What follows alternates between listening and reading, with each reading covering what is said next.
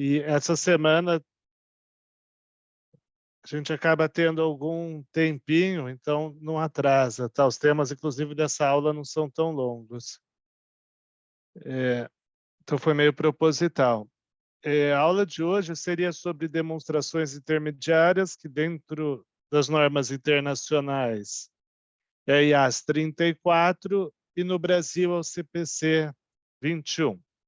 Então é uma aula assim, mais com o que diferencia a demonstração intermediária para a demonstração completa. E qual a o que você tem que mostrar? Você está mostrando um balanço de junho, né, do primeiro semestre, como que você prepara as 4 peças fundamentais?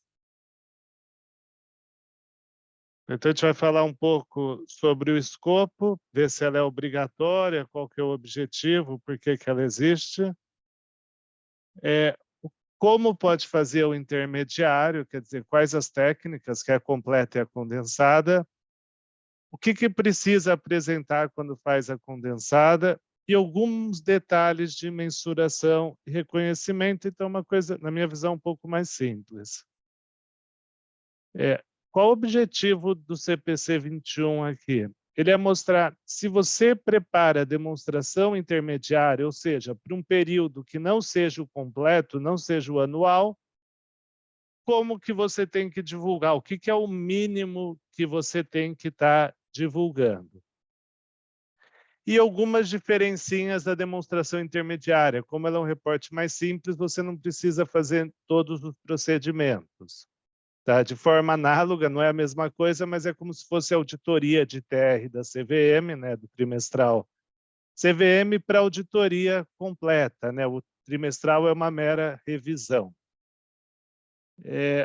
Um ponto importante, que é uma coisa que o FRS força essa norma, pensando na internacional, ela é uma coisa que a gente chama de non-binding, que é o quê? Você, para uma jurisprudência falar que está em FRS, ela não é obrigado a adotar essa norma. Por quê? Porque a FRS, acho que eu comentei na aula, na primeira aula, ela não fala com que frequência você tem que apresentar a demonstração financeira.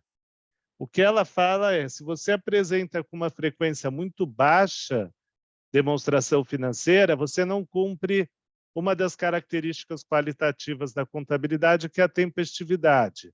Se você deixar só para divulgar anual, vamos supor que possa, uma empresa CVM, provavelmente a demonstração anual vai ter pouca relevância, porque o mercado já vai estar falando tudo.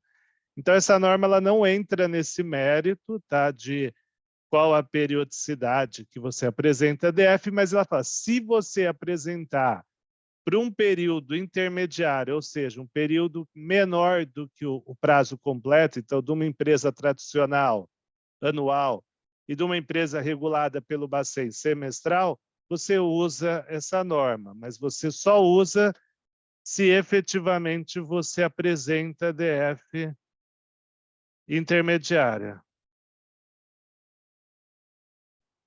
Tá?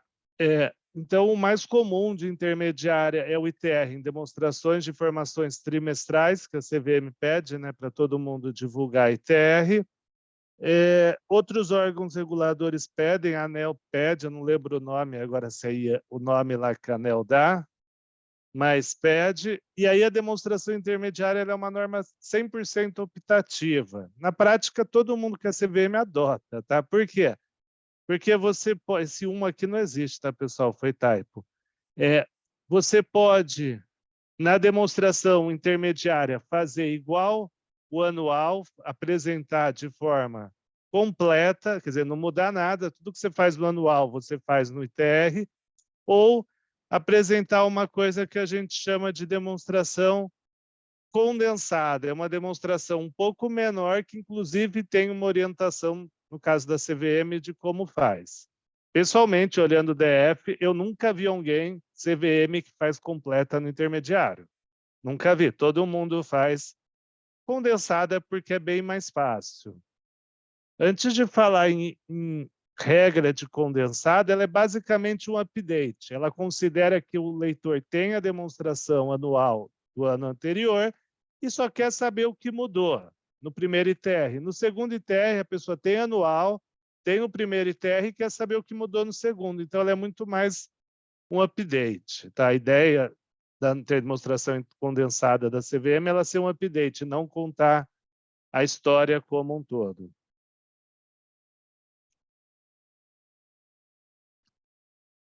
O que eu comentei, você pode fazer a demonstração completa ou a condensada. A condensada, ela, em teoria, é mais fácil, porque ela é menos trabalhosa, principalmente na parte de nota explicativa. Você não precisa repetir, por exemplo, a nota de política contábil. Você só apresenta se você mudou alguma política contábil. Se você não mudou nada, o leitor tem a DF anual e olha lá a política contábil. Não precisa revisar. Então, eu queria que vocês tentassem fazer esse aqui, tá? Esse exercício, esse aqui. Esse aqui é bem tranquilo, esse teste.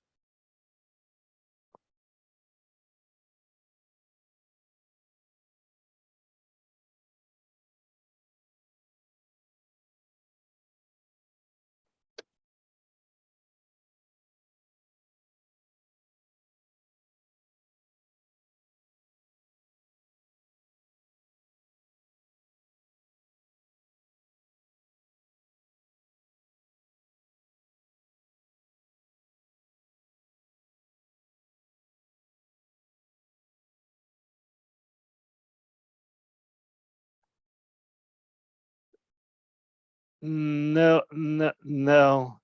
Eu falar de Juliana, né? Você colocar o nome completo para eu não errar e quem colocou a resposta. Tá, o Ciro e o Rodrigo acertaram. Rodrigo, acho que está até com frio aí, Rodrigo.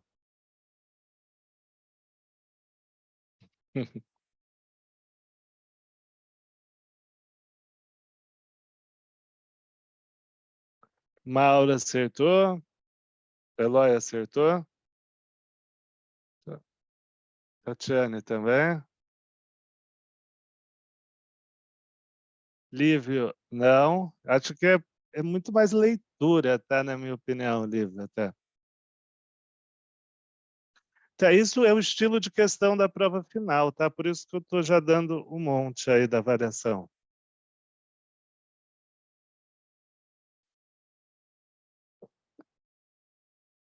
Então, tá dando as respostas. Então, fala, é verdadeiro ou falso? O reporte intermediário não pode ser por meio de demonstração completa? Pode. Isso aí, Lívia.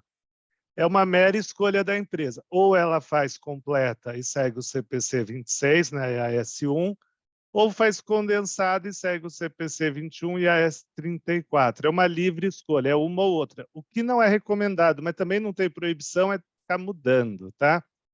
Então, a primeira pergunta fala, não pode ser por completa? Pode, então isso é falsa. O reporte pode ser feito por demonstração condensada? Pode, uma livre escolha. Então, a primeira é falsa, a segunda é verdadeira. Tá?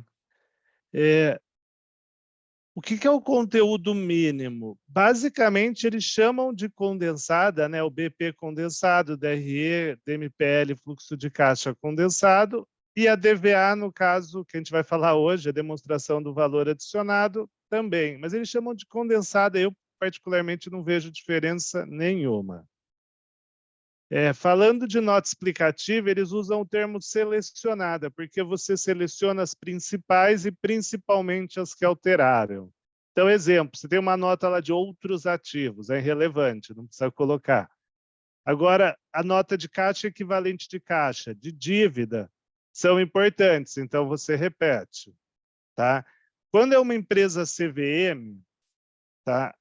A IAS não fala, essa nota põe, essa não, essa põe, essa não. Não fala. Mas a CVM tem uma regulação, tem uma resolução que eu não lembro de cabeça que fala. Por quê? Porque aí você consegue comparar as empresas, tá? Explicar o que não é usual. Então, por exemplo, sei lá, passou uma legislação, uma orientação do STF que mudou a tributação de alguma coisa. Por exemplo, lá, do coisa julgada. Se reconheceu no ITR, aí precisa divulgar, porque é algo novo. Tá? Se adotar a norma de informação por segmento, o CPC 22, essa norma, ela lembra um pouco o valor adicionado, por isso que eu coloquei na mesma norma, na mesma aula. Ela só é obrigatória para quem é capital aberto. Então, você mostra numa informação gerencial quais são os segmentos da empresa, na métrica gerencial e, eventualmente, se assim for reportado internamente, ativo, passivo e lucro. No ITR, você só precisa colocar o lucro, mas isso se você apresenta informação por segmento. E a parte de estrutura de capital, ou seja, falar das dívidas. Então, quem é CVM, a melhor coisa é consultar a norma. Quem não é CVM, não tem uma norma específica. Mas pode se aplicar, tá, pessoal? Por exemplo, você vai fazer uma demonstração para uma venda, para mostrar para o investidor, para um banco, sei lá, de agosto, um período que nem tem CVM. Você vai fazer, aí você é obrigado a seguir essa norma, tá? Então, se você eventualmente preparar uma demonstração pontual, que não seja de dezembro, você utiliza essa norma, tá? Não é só quando o regulador pede. Pode ser quando você apresenta de forma voluntária, demonstração específica para uma finalidade, tá? Específica para uma cisão, para uma incorporação, por qualquer coisa. Tá? Agora, o que precisa demonstrar no período intermediário? Então, o que eu estou fazendo aqui? Eu estou colocando as 4 peças contábeis, porque, digam não, a DVA está fora, né, porque é brasileira. O que você apresenta para o período intermediário e para o comparativo? Então, o comparativo é algo essencial. A gente comentou, acho que na segunda ou terceira aula do curso, quando falou de demonstrações. Então, balanço patrimonial. Olha como funciona. Você sempre apresenta, vamos pensar que o ano termina em dezembro. O saldo em dezembro do ano anterior, mais o período atual. Então, você está fazendo a DF de setembro, vamos por assim, que acho que funciona para todos. Você apresenta o balanço de setembro de X1 e o balanço de dezembro de X0. Então, é o período atual, intermediário, e o final do período anterior. Sempre assim. Não precisa de 2 colunas por período. E vê, o comparativo não é na mesma data. Aqui é dezembro, aqui é setembro, no exemplo que eu dei. É DRE. DRE e DRA, tá, pessoal? Segue para os dois. Você apresenta 2 resultados. Você apresenta o acumulado, tá? Então, de janeiro a setembro, no caso do terceiro trimestre, e também só o terceiro trimestre. Então, você apresenta os 9 meses e só o terceiro trimestre. Quer dizer, você pega a última demonstração intermediária até a atual. Então, você faz uma DF do final de junho até setembro e uma de janeiro até setembro. Tá? E o comparativo é diferente do balanço, você apresenta a mesma coisa. Qual foi o resultado do mesmo trimestre do ano anterior? Qual foi o resultado dos 9 meses, de janeiro a setembro, do período anterior? Tá? DMPL, sempre acumulado. Tá? Então, a DMPL é saldo no final do ano anterior e a última linha saldo no final do período intermediário atual. E no ano anterior faz a mesma... Não, desculpa, no ano anterior você faz de ano cheio. Tá? Então, anterior ano cheio, o atual acumulado. Do 1º de janeiro, no caso que a gente falou, até setembro. Então, eu tenho 9 meses aqui, 12 meses aqui. Tá? E o fluxo de caixa segue a mesma ótica da DMPL. Então, toma cuidado. O fluxo de caixa, eu acho um pouco estranho, mas o fluxo de caixa não segue o padrão da DRE. Você só apresenta o fluxo de caixa de 9 meses do período atual e 12 meses do comparativo. Então, cuidado para não fazer uma analogia entre DFC e DRE. A DFC segue muito mais a DMPL.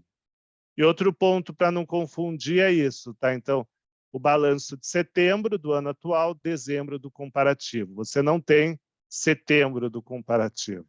Até tem, né? Você baixa a DF comparativa, mas não automático, tá? Salvo engano, a DVA segue essa regra também, tá? Segue o acumulado, salvo engano. Tá? Então, deu para entender aqui, pessoal? Alguma dúvida? Esse acho que é o slide mais importante, tá? De demonstração intermediária na prática.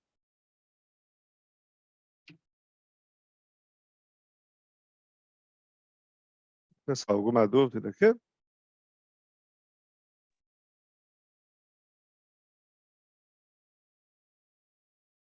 Vou continuar.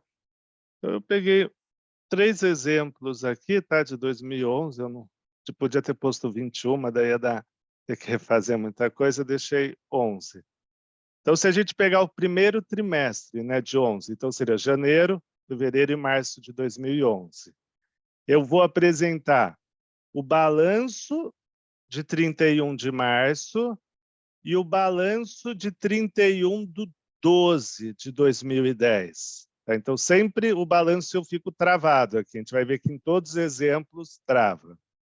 DRE do primeiro trimestre, o T de trimestre, DRE do primeiro trimestre.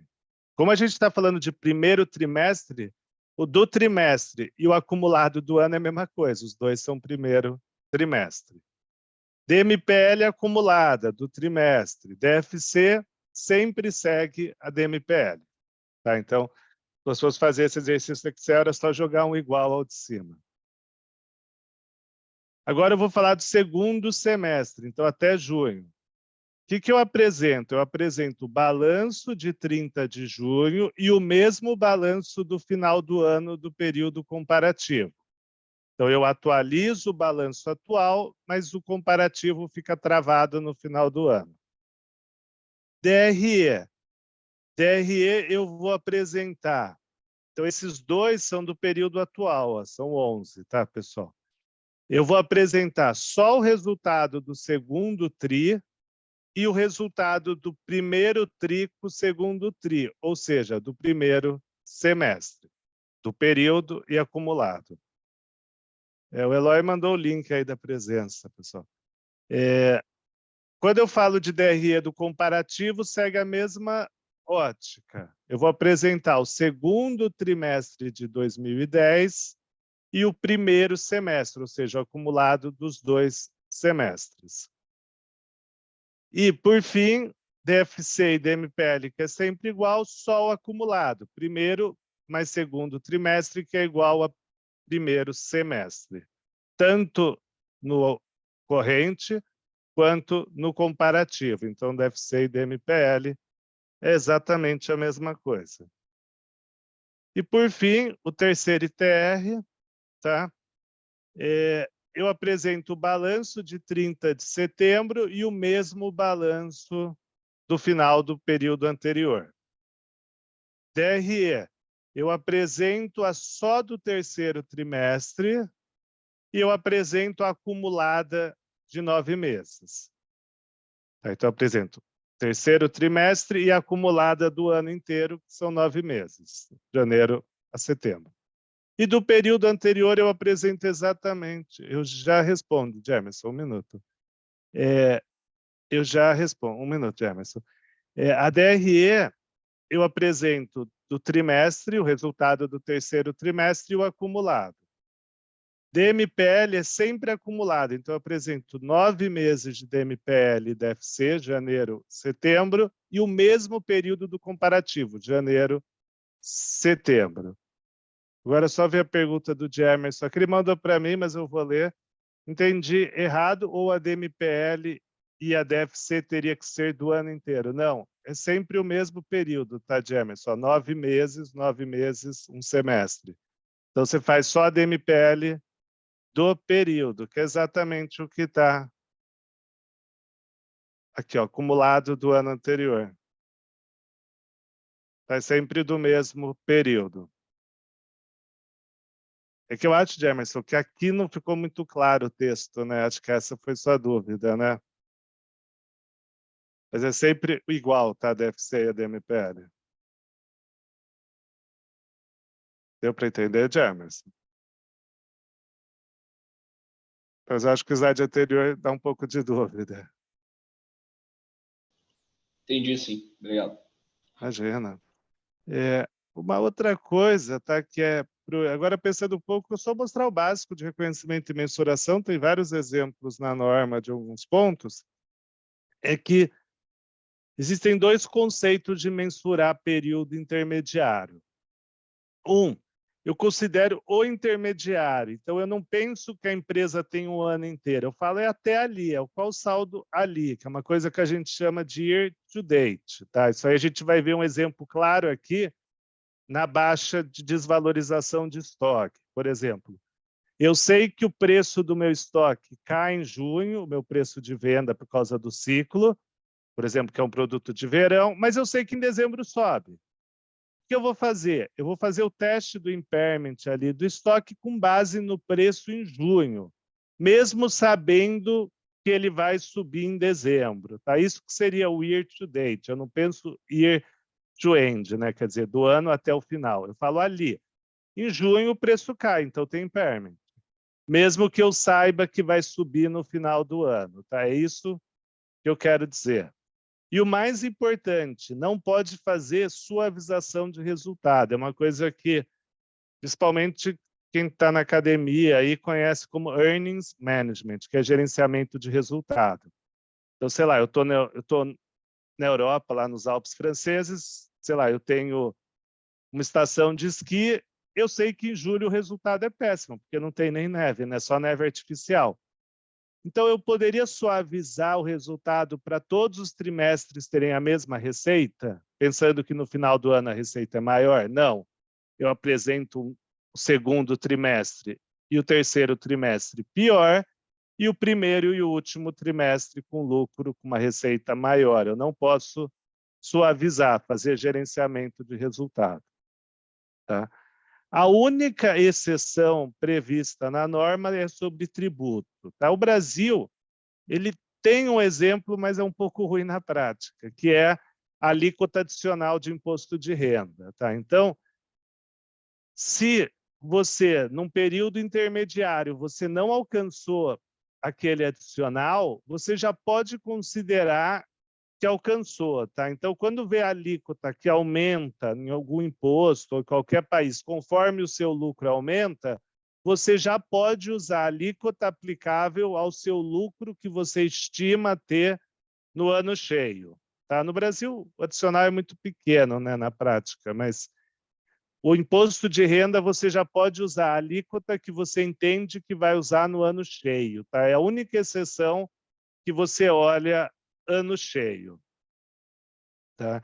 Então, é uma exceção, tá, do tributo. Pouca aplicação prática, ao meu ver, mas eu não conheço tanto de CMS, PIS/COFINS, eventualmente SS poderia ter alguma aplicação.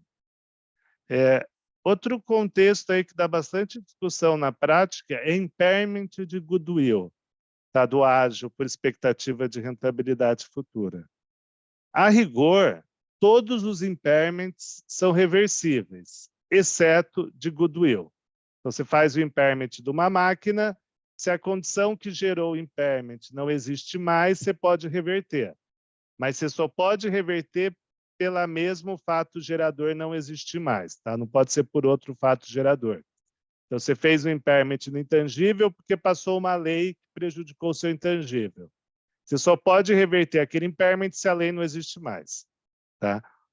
O goodwill é uma exceção. O goodwill ele não pode ser revertido porque a reversão seria, na essência, um ágio gerado internamente, porque foi por motivos internos que eu estou revertendo. Então, entre anos, o goodwill não pode ser revertido.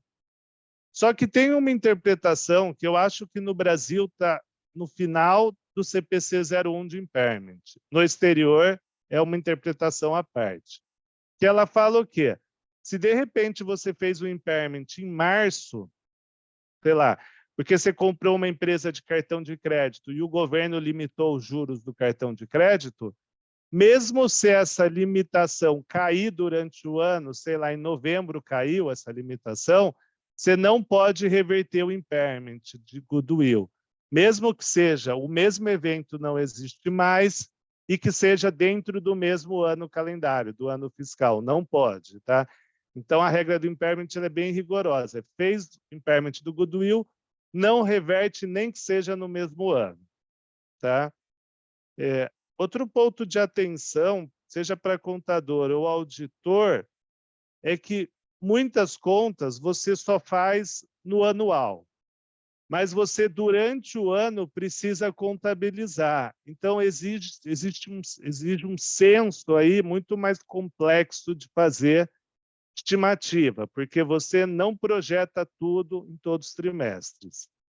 Um exemplo, uma coisa que a gente já faz às vezes no escritório, por exemplo, que é plano de benefício definido. Então, seria assim, como que a Petrobras contabiliza o plano de previdência da Petros, ou a Caixa Econômica da FUNCEF, ou o Correio do Postares, independente de qual. Como funciona na prática? Em dezembro, você faz um laudo atuarial que ele fecha os saldos patrimoniais de dezembro de X0 e ele projeta os saldos da DRE de X1. Tá? Então, ele fecha o balanço de um ano e projeta de X1.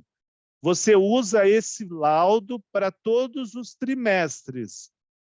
Só que aí o que acontece? Eventualmente a realidade mudou. Então você tem que ter um bom senso. Faz sentido eu continuar usando esse laudo ou não? Então, uma coisa que deu de uns anos para cá é que o passivo atuarial, esse efeito foi bem grande um ano aí, logo faz um tempo, ele é muito, muito impactado pela taxa de juros dos títulos NTN-B, que é um título que paga inflação mais um spread. Ele é muito impactado por esse spread. Aí o que aconteceu? Em dezembro o spread estava ou alto ou baixo, acho que estava altíssimo. Durante o ano caiu muito, tipo, muito mesmo, ia mudar totalmente o passivo. Aí as empresas fizeram uma consulta na CVM. Embora o padrão seja só fazer avaliação atuarial em dezembro, eu poderia fazer uma em março ou uma em junho adicional, dado que as estimativas que eu utilizei no anual mudaram muito. A CVM não foi contra, tá? Ela falou, se tiver um laudo, sim. Por discricionariedade da própria empresa, mudar valor, não. Tá? Tem que ter um estudo completo, não pode ser aleatório, mas ela deixou. Tá? Porque, eventualmente, é muito... A gente acho que já simulou até no nosso escritório, é muito sensível à taxa de desconto, aquele passivo atuarial. Tá? A gente vai falar desse tema, é um dos mais difíceis que tem dentro das FRS, plano de benefício definido.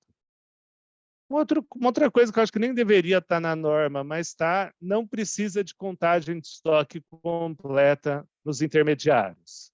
Tá? E para provisão, a norma não exige obtenção de parecer legal. Na prática, eu posso dizer de SA, de capital aberto. É super comum ter parecer todo trimestre, pelo menos para os grandes casos individuais, caso não massificado. Mas a norma não obriga, tá? O que ela obriga é no anual. Agora, nos intermediários não é obrigado, mas as grandes empresas têm, tá? Eles fazem por governança e para evitar qualquer discussão com a auditoria, se um caso mudou alguma coisa. Mas legalmente não precisa. Tá? Então, um exemplo, acabei que vocês não tiveram estoque ainda, mas esse aqui é muito tranquilo, não precisa saber muito de estoque. Tá? Então, como funciona uma regra assim, essencial de estoque, pessoal? O estoque ele é sempre reconhecido entre o menor valor, entre o custo e o valor realizável. O que é o objetivo disso? Se você comprou um estoque por 10 e só vai vender por 8, em vez de você ter uma margem negativa no momento que você vende o estoque, não. Você já baixa ele para 8 hoje e quando vender dá margem zero. Você vende por 8 algo que está custando 8 no seu estoque. Então, é uma espécie de conservadorismo que tem na contabilidade que você adianta o prejuízo, tá? Eu falei conservadorismo, mas conservadorismo não existe mais na contabilidade, tá? Conservadorismo sumiu, virou prudência, que é você tomar cuidado, tá? Se entende que o conservadorismo vai contra a essência sobre a forma, você mostrar algo ruim. O conservadorismo veio de uma época que os financiadores eram os bancos, aí veio a prudência saiu em 2011 e depois voltou, tá? Então tem Prudência, que é definida como um certo grau de cautela, tá? Mas conservadorismo não existe, tá? Nenhuma norma contábil tem mais isso. Embora implicitamente exista, que é um caso, tá? Então, eu fiz esse exemplo, pessoal, e eu queria saber qual o valor de estoque em 30 de junho.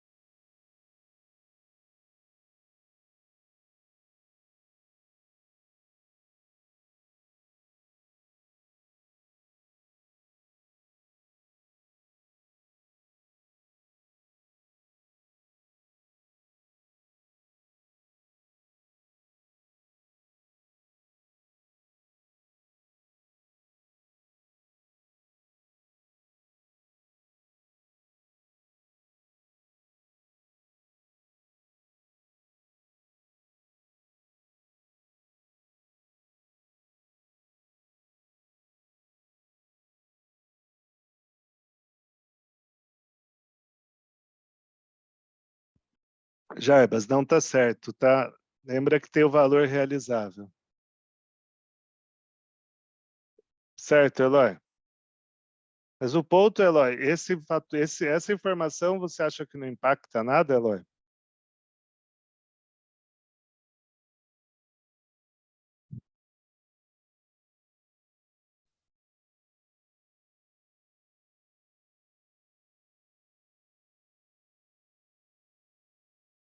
Certo, Juliano?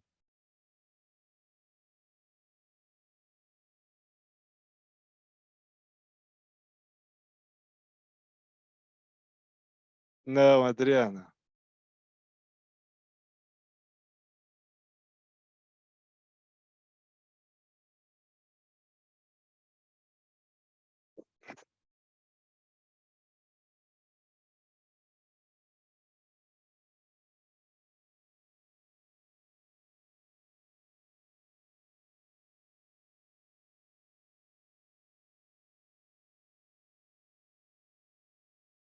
Eu já explico, Eloy, em partes é isso mesmo, tá? Mas eu explico, Eloy.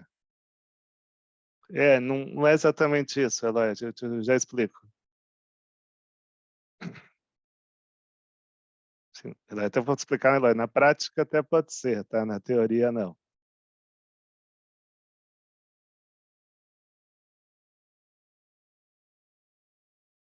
Certo, James?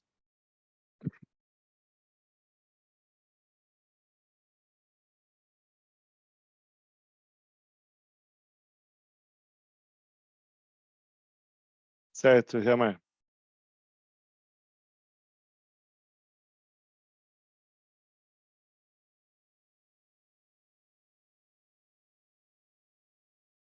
Então, pessoal, que é a grande pergunta? Certo, Moacir? O Mauro está certo, o Rodrigo está certo. Então, o grande ponto aqui, pessoal, vocês veem que se tivesse na aula de estoque, com certeza a pergunta não seria tão fácil assim, né? Mas o ponto maior aqui é a aplicação do conceito de período intermediário, que é a Alfa está preparando, certo, Cirilo? Está elaborando suas demonstrações financeiras de junho, um período intermediário, né? O preço do produto varia muito, então é como se fosse até quando a gente pega, principalmente livro lá do exterior, quando eles falam de produto de inverno, verão, tipo preço do esqui, preço de uma bota de neve, sei lá. Em 30 de junho, a Alfa tem 100 mil unidades com custo unitário de 1,4. Custo é o custo de fabricação, ou o custo de compra se for revenda. Na mesma data, ou seja, em 30 de junho, o valor realizável é 1,2. Todavia, você espera que em dezembro o custo vire 1,55, que é natural. Você espera vender com lucro, né? Por isso que 1,5 é superior a 1,4. E aí, qual o objetivo da pergunta?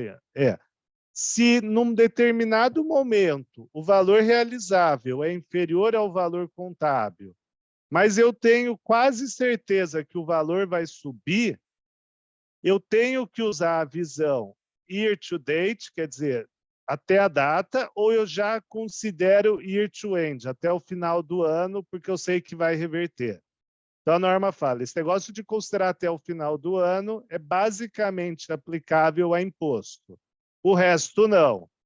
Então, como grande parte respondeu, eu faço o impairment, quer dizer, eu vou baixar 20 centavos por produto. Então, o valor realizável é 120 mil e o custo 140 mil. Aqui era para ser ponto, tá? Acho que o Excel, na hora que eu fiz, estava em inglês. E o custo 140. Então, eu vou fazer o impairment, tá? Assim, hoje a norma full não chama de impairment, coloca lá desvalorização do estoque, mas é questão de tempo para mudar, tá? Já no PME já está igualado na norma de PME. Eu faço a baixa, sim, eu ignoro que o preço vai aumentar, já faço a baixa. Aí o Eloy colocou um ponto interessante, ele falou, no futuro você vende por 1,55 e vai reconhecer uma margem de 35 centavos por unidade. Na prática, isso ocorre. Por quê? Porque você só pode reverter uma baixa de estoque se o mesmo motivo que gerou a perda não existe mais. Algo muito, muito subjetivo, tá? Se eu falo que foi uma lei que alterou o preço, tranquilo, porque foi uma lei que mudou. Se a lei não existe mais, eu reverto. Agora, se é um ciclo natural do produto, eu tenho dúvidas se dá para fazer, tá? Então, eu acho assim, o não poderá, que até que eu estou lendo a mensagem do Eloy, eu acho que é muito forte, eu acho que é provavelmente não poderá. E eu nunca vi ninguém fazer reversão de PDD de estoque, tá? Mas, em teoria, tem que reverter a baixa de estoque se o mesmo motivo não existe mais. Se é de um ciclo natural de produto, é um pouco mais difícil, tá? Então, deu para entender, Eloy, essa pergunta? Seu ponto aqui?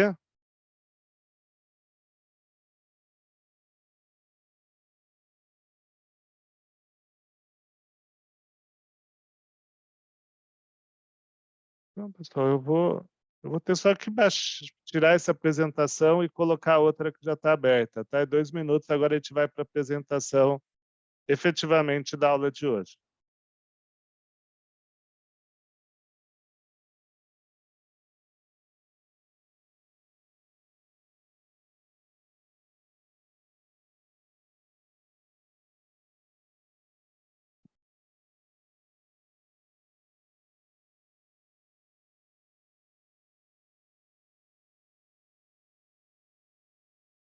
Pessoal, hoje a gente vai... Vocês já estão vendo, né, pessoal, a nova tela?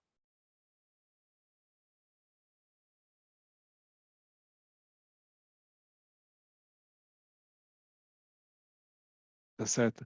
Eu vou falar hoje de duas... Puta, esqueci de atualizar aqui o título, tá, pessoal? Seria aula 5, dia 16 do 5, né? Esqueci, acabei de atualizar aqui. Seriam duas normas que é parecido com a de demonstração intermediária. A demonstração intermediária ela só é obrigado para quem apresenta período intermediário, que na prática quem faz de forma voluntária é quem é CVM, quem é de capital aberto, da Sociedade Anônima de Capital Aberto. O CPC 29 e 22, eles são obrigatórios só para quem é de capital aberto. Só que pode afetar quem é de capital fechado, isso serve para as duas. Ela fala, ó, se você quiser fazer uma DVA, você é obrigado a seguir o CPC 29. Você não é obrigado a apresentar a DVA.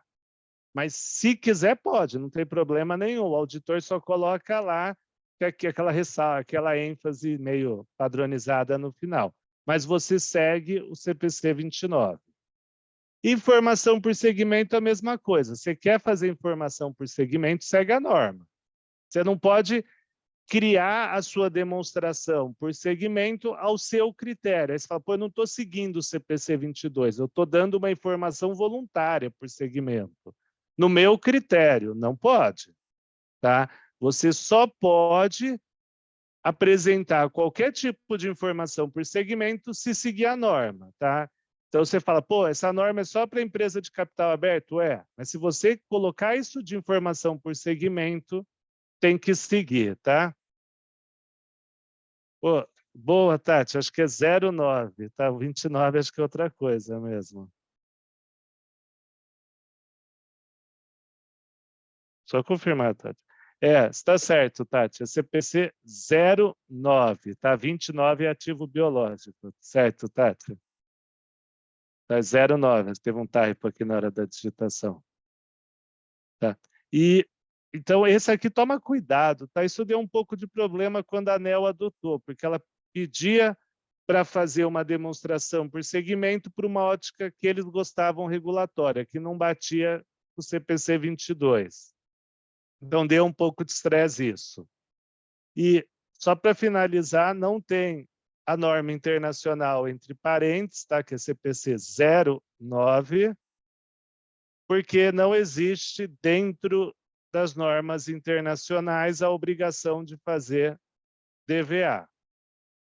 Mas já adiantando, DVA não é algo brasileiro, não foi o Brasil que criou, tá? Já existe na França e outros lugares. Mas dentro da norma internacional, isso não é obrigatório.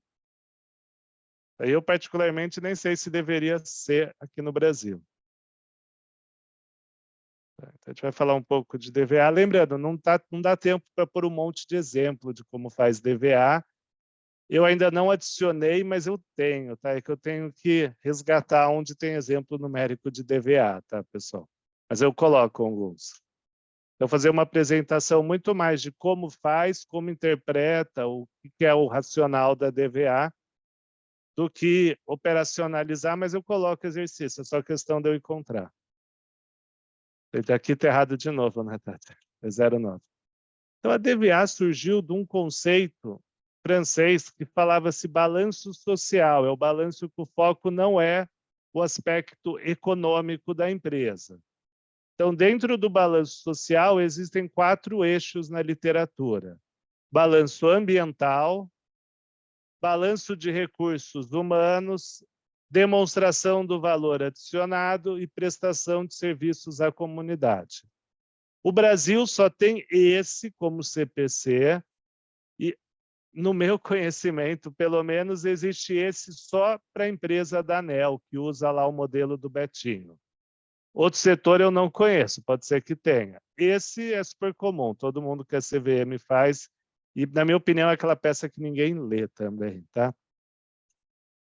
Então, só para mostrar um pouco, eu peguei uma frase, aí eu achei, né? Nessa época eu nem lia jornal ainda, em 97, do professor Eliseu, que já falava disso. Então, quando ele falava do balanço social, ele coloca: a empresa gira em função da sociedade e do que ela pertence, devendo, em troca, prestar informações de contas sobre a eficiência que usa esses recursos. Seria um pouco aí do que quem é economista chama de externalidade. Você tem uma fábrica em determinada região, você, eventualmente, se é o vizinho da fábrica, se você não trabalha na fábrica, você nem quer saber muito do lucro, mas você quer saber do que ela faz para a sociedade. Ela emprega pessoas, quais tipos de pessoas, aí, entre aspas, aí, né, tipos.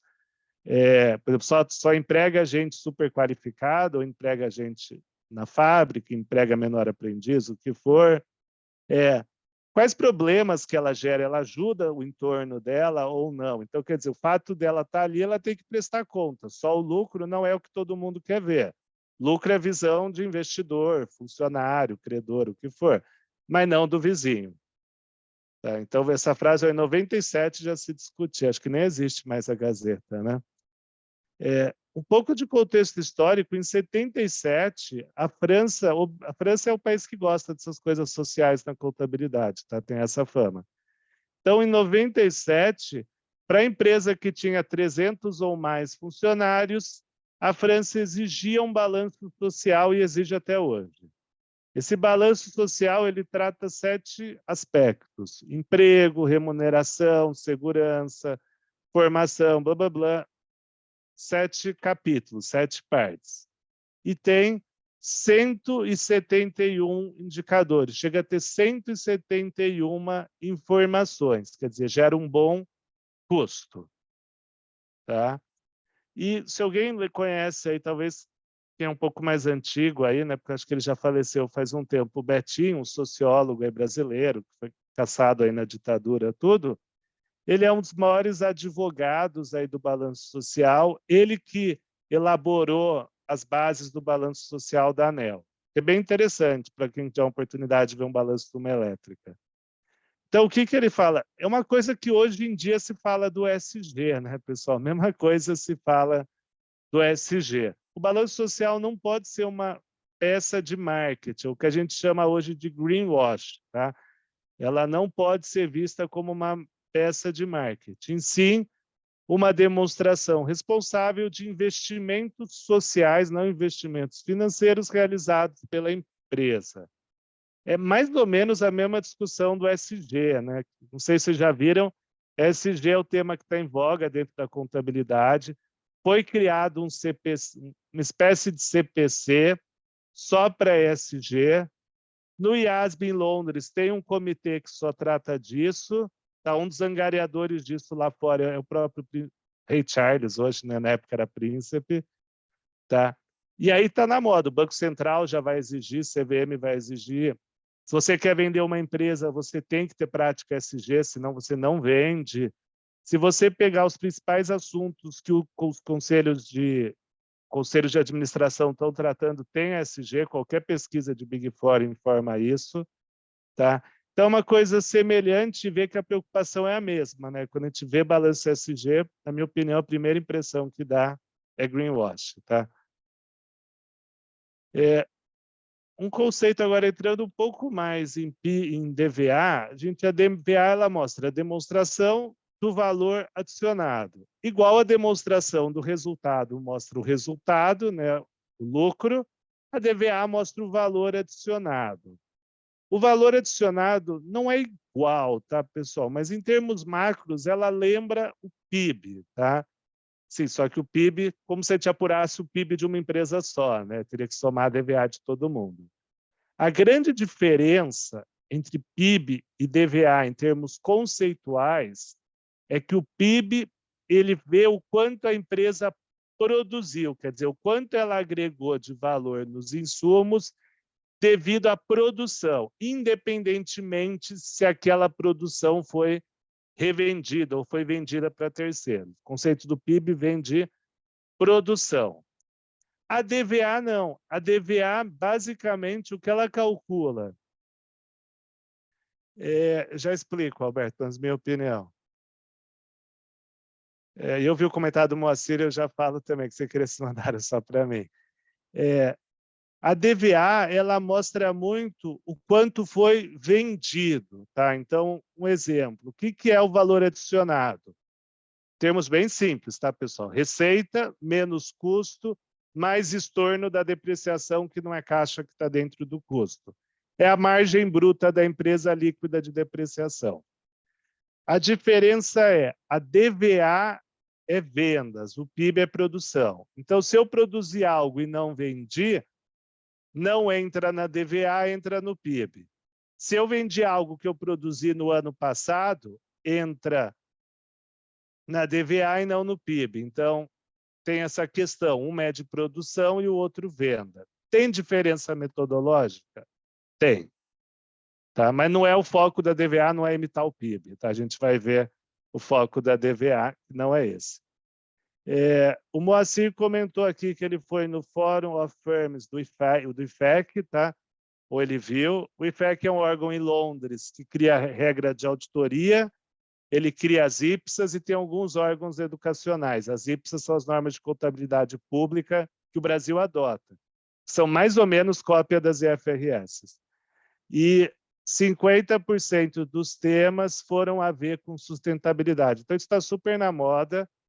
Posso dizer que a SG tem um monte de consultoria aí ganhando muito dinheiro e um assunto contábil, puro, societário, que tem a ver com SG, que eu lembro que foi um dos primeiros assuntos que eu vi no escritório quando eu entrei lá, muito tempo atrás com o Nelson, que é crédito carbono. Tá? Esse assunto já está no IASB há 30 anos, agora resolveu andar. Como é que eu contabilizo crédito carbono? Qual a ligação do DVA com o relato integrado? Eu acho que o relato integrado não inclui DVA, mas os dois estão vendo um aspecto não do acionista, e sim o quanto que a sociedade está gerando de valor para a empresa, independente da métrica. Tá? E se pegar na França, não chama relato integrado, chamava balanço social, a DVA estava dentro. E quase tudo que tem hoje num relato integrado também estava dentro do balanço social. Então, no nível mais macro, tanto a DVA quanto o balanço integrado fazem parte do balanço social. Tá? Então, se a gente olhar aqui, ó, o balanço social que a França fazia, tinha tanto a DVA quanto quase tudo que a gente vê no relato integrado, no GSI hoje, tá, Alberto? Praticamente fazem parte de uma visão mais macro, mas do meu ponto de vista. Para quem já fez DVA, a DVA, em termos simples, ela é só uma, como se eu posso dizer, ela é uma reestruturação da DRE. Tá? Por quê? Se a gente olhar a última linha da DRE, a última linha da DRE nada mais é do que qual o lucro da empresa, qual a receita da empresa que sobrou para o acionista. Quer dizer, tudo que pagou dentro da empresa eu chamo de despesa. Então, eu chamo o gasto com fornecedor de despesa, o gasto com salário de despesa, o gasto com imposto de despesa, os juros pagos para o banco de despesa, e aquilo é o que sobra para o acionista. Tá?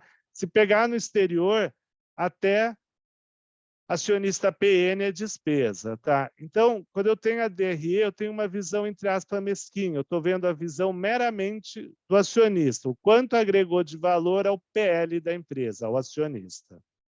A DVA, ela simplesmente o que ela faz? Ela fala o lucro, entre aspas, da empresa é o valor adicionado, que basicamente é o quanto que a empresa agregou de valor nos insumos que ela comprou. O que vem depois é tudo distribuição. Então, quanto você paga para o funcionário é uma distribuição. O quanto que você paga para o governo é uma distribuição. E assim por diante. Tá? Então, a gente vai ver aqui, eu já respondo, Eloy. Então, eu estou pondo alguns conceitos relacionados à DRE. A gente tem o valor adicionado, que em termos simples, tá? Porque não estou nem tirando a depreciação e nem adicionando o REP, né? O equivalência patrimonial, é o preço de venda menos o custo. Quer dizer, esse valor que eu adiciono ao que eu compro, né? Os insumos, uma parte vai para funcionário, uma parte vai para o sócio, uma parte vai para os credores e uma parte vai para o governo. O fornecedor já foi antes. Se eu vou uma linha para baixo na DRE, eu tenho o lucro operacional. O lucro operacional é a margem mais as despesas operacionais. Quer dizer, o que eu tirei aqui? Eu tirei, via de regra, funcionário. Né? A despesa de salário do funcionário está aqui dentro. Tá? A teoria está aqui dentro, mas o certo é eu expurgar, tá? Na hora do valor adicionado. Depois eu coloco o credor na conta. Aí eu chego no lucro, no LAIR, no lucro antes dos tributos. Então, eu pego o lucro operacional, tiro o que eu paguei para os credores, eu chego no LAIR. Então, eu tenho ainda o LAIR, é o quanto que eu adicionei de valor para o acionista mais governo. Tiro o tributo, chego ao lucro líquido. A última linha da DRE é o que sobra para o proprietário. Então, a grande diferença é que a DVA ela não chama de despesa o que você paga para o governo, para funcionário, para banco. O lucro, ele só quer saber do acionista. Tá? E quando eu chego no lucro, uma coisa que é interessante notar é uma parte do lucro eu pago para o acionista e uma parte eu retenho. Tá? Então, eu dei um lucro de 100, pago 25% para o acionista, 75% é a minha retenção. Que ou eu crio reserva de lucros ou eu aumento o capital social. Né? No Brasil, não pode ter lucro acumulado depois da proposta de distribuição. Aí o Eloy perguntou, esses benefícios da lei do bem nos impostos, teria o mesmo tratamento do crédito carbono? Não. Crédito carbono, eu não sou especialista, mas eu vi um evento do CPC outro dia, que acho que o Moacir também eu vi lá no evento, se não me engano, o Nelson também. Ele é um crédito que você ganha por você ter reduzido a emissão de carbono. Então, o grande desafio contábil isso é um instrumento financeiro, isso é um intangível, isso não é nada na contabilidade, é mais nesse sentido, que você economiza, né, carbono, aí as empresas e o governo têm uma meta e, eventualmente, você pode vender. Então, eu economizo carbono, a indústria do meu lado não. Então, em vez dela economizar carbono, ela compra o meu crédito. Tá? E aí, hoje, é visto, salvo engano, como intangível. Tá? Esse assunto não prosperou, voltou, e o que eu acho agora é que vai, talvez, reduzir o ritmo aí, com a guerra da Ucrânia e tal, talvez esse assunto volta. A lei do bem, na minha opinião, é simplesmente, não é uma coisa boa, mas é um incentivo para a empresa investir em P&D. Ela investe em P&D e aí, na hora de calcular o lucro real, ela aumenta em 50%, em 20% a despesa com P&D. Quer dizer, o governo dá um estímulo, ele fala, ó, para cada R$1 que você, cada R$100 que você investe em pesquisa, em projetos selecionados, ao invés de você pegar R$100 de dedutibilidade na hora de calcular o lucro, você pega 150. Quer dizer, você tem um benefício, fica mais barato fazer pesquisa e desenvolvimento. Tá? Existe a lei da informática no Brasil que é semelhante, mas aí eu acho que, na minha opinião, não é tanto de P&D. Então, desse aqui, deu para entender esses conceitos, pessoal? Eu só vou um minuto, só vou fechar a janela aqui, pessoal, um minuto só.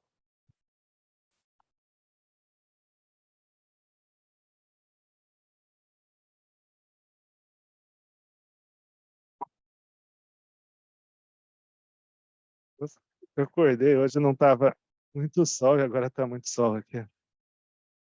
Tá, então, essa é a anatomia da DRE. Conforme você vai descendo, você vai chegando no lucro. A lógica da DVA é você pensar no valor adicionado e quanto você agregou de valor nas suas matérias-primas. Lembrar que, quando eu estou falando de custo, não é bem o custo contábil, tá? É como se fosse o custo contábil menos depreciação, menos mão de obra.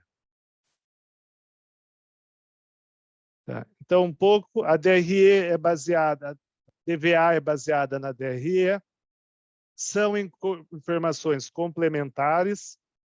A DVA é a capacidade de geração de valor, é seus insumos, o quanto que você gerou de valor.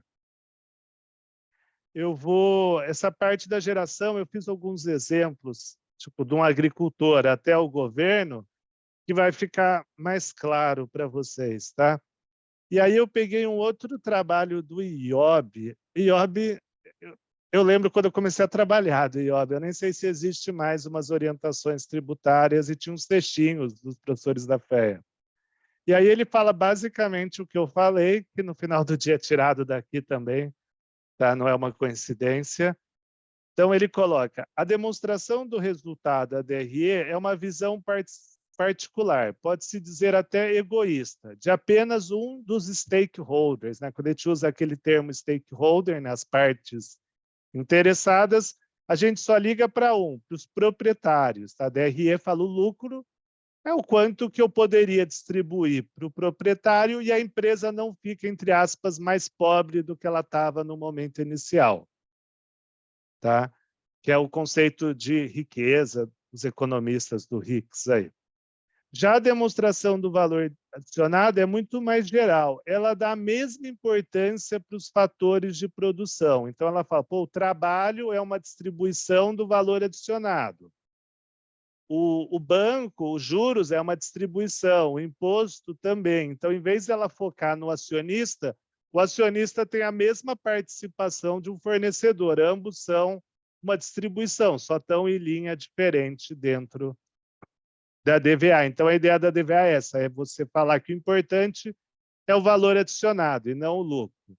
O quanto você paga para o sócio não é muito diferente da importância de quanto você paga para o governo. E o que, ao meu ver, vocês vão perceber que é interessante na DVA é comparar. Você fala, pô, A empresa, como a conta de energia é cara, aí você vai ver que, eventualmente, quem ganha mais dinheiro com valor adicionado na energia elétrica é o governo, e não o acionista ou o banco. Mas muitas vezes você vê só uma vez, né? Depois você viu, legal, nunca mais vê. Tá? Valor adicionado de forma simples, como que eu calculo? É a receita bruta, não a líquida, tá, pessoal? Por quê? Porque a diferença da bruta, que é o faturamento, assim, próximo ao faturamento, para a líquida, normalmente é os tributos. Os tributos são uma distribuição para o governo, tá? Então é receita bruta. Menos os insumos adquiridos de terceiros, menos as retenções, quer dizer, eu reverto a depreciação e eu somo os valores recebidos em transferência. Então, eu somo o resultado de equivalência patrimonial, indenização e receita financeira. Então, é o quanto eu tive de receita bruta, eu tiro os tributos, mas eu considero, tá, que lá desconto comercial, devolução, isso entra. Tá? Seria receita líquida estornada os tributos indiretos. Mais insumo adquirido, reverto a depreciação e amortização e eu somo a equivalência, a indenização, receita financeira e alguns outros, mas basicamente esses três. Com essa soma, eu chego no valor adicionado. Do valor adicionado, eu faço a distribuição entre 4 stakeholders, 4 partes relacionadas, que são os empregados, o governo, emprestadores de capital. Aí é interessante que entre o aluguel, tá? Não é só credor. Entre o aluguel, tem empresa que aluguel é relevante, tá? Você pega uma parceria agrícola, você pega uma rede de supermercado, fica relevante. E o acionista? Dentro do acionista, eu divido em 2 partes. O que foi distribuído como dividendos e JCP e o que ficou internalizado na empresa. Tá? Então, o acionista, ou ele puxa tudo de dinheiro, ou ele retém na empresa. No Brasil, a retenção tem que sempre dar um jeitinho, lembrando. O que eu fiz agora, pessoal? Eu fiz alguns slides na sequência, que eu vou mostrar uma cadeia da DVA. Então, eu vou começar com o agricultor e terminando no governo, aí como se ele fizesse DVA, tá bom? Mas bem simples. O exemplo não foi eu que criei, tá? Ele tem um livro, acho que é o único livro que trata de DVA, que chama Demonstração do Valor Adicionado, ele está até ali atrás. Ele é um livro do Ariovaldo, que foi meu orientador aí do mestrado e doutorado. Então, eu peguei do livro, então não é meu, tá?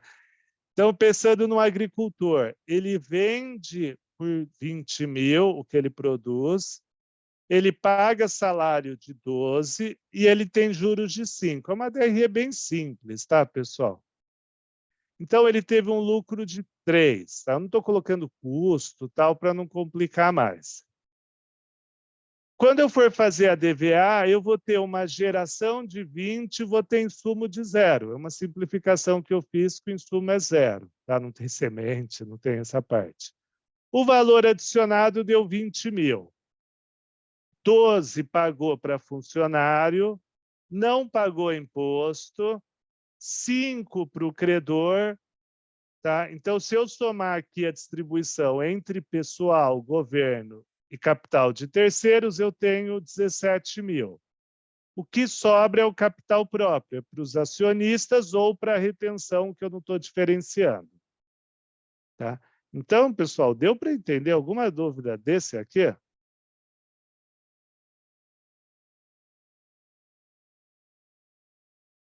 Então, pessoal.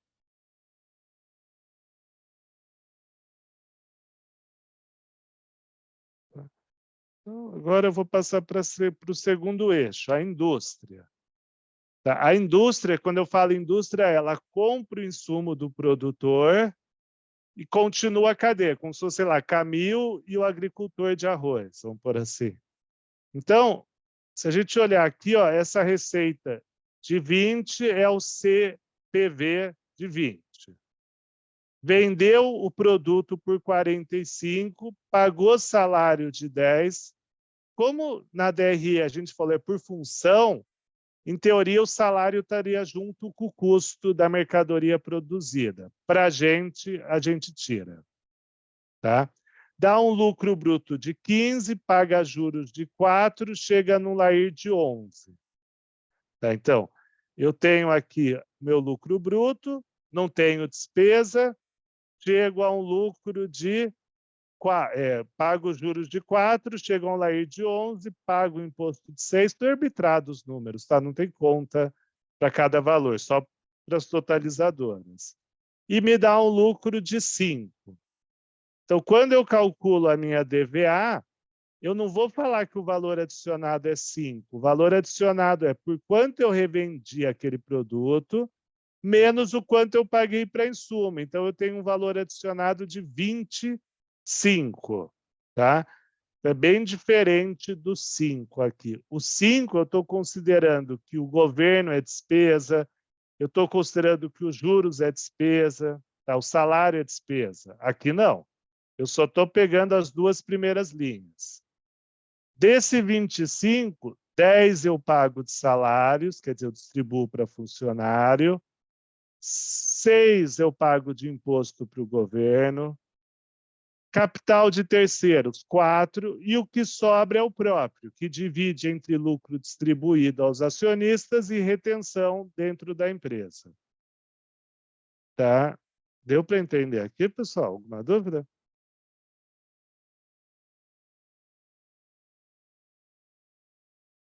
Então, dando continuidade, agora eu vou para o comerciante. Então, o agricultor vendeu para a indústria vendeu para o supermercado, para o comerciante.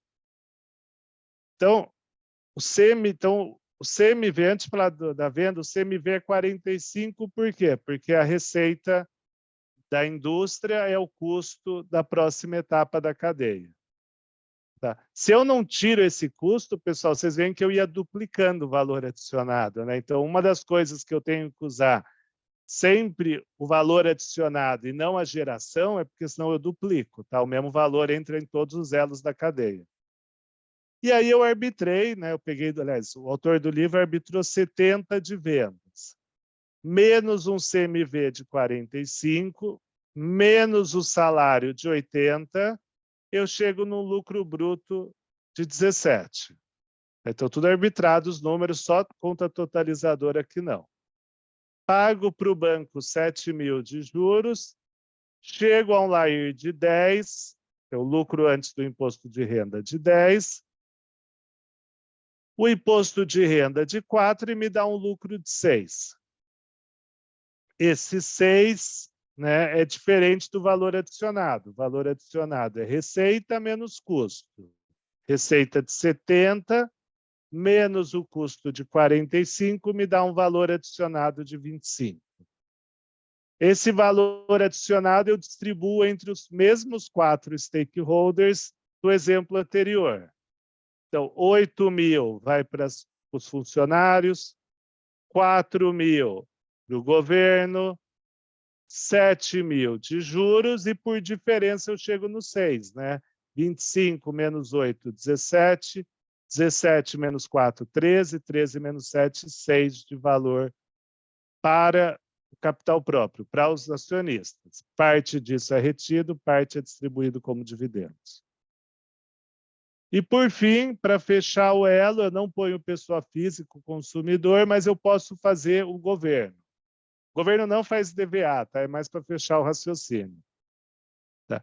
Então, quanto que o governo recebeu de transferência? Ele recebeu 6 da indústria e 4 do varejo, né? Do slide anterior, e lembra que o agricultor não pagou imposto nesse caso. Então, o governo adicionou 10. Tá?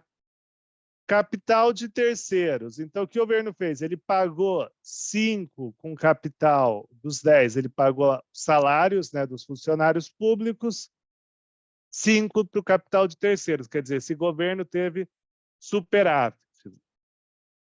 Superávit secundário, né, porque tem os juros. Tá? E a geração de valor total de todos os elos da cadeia. Os 3 elos da cadeia tiveram receita de 135, CMV de 65. Então, lembra, se eu não tirar o CMV, eu estou fazendo dupla contagem. Então, eu tive um valor adicionado de 70. Deu para entender até aqui, pessoal, antes da gente pôr um resumo da cadeia inteira?